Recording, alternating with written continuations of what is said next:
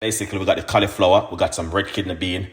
I wash off the red kidney bean. I got some spring onion. I got all different kind of bits and pieces which I'm going to be using to make the cauliflower rice and peas. So I'm going to walk you through it and show you.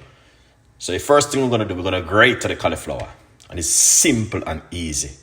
Stay tuned. Using this side of the grater.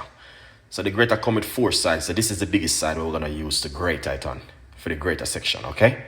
Simple. Grate it like this. All right? Yeah. I'm grating it just like this. This is how it look when it's finished grating it down. So you don't have to go any further. We're not going to use this bit. Some people will use this and make soup. All right? But we're not going to do that today. And next time. It's a cauliflower right here. To be honest with you, cauliflower doesn't smell nice with the cauliflower rice. All right?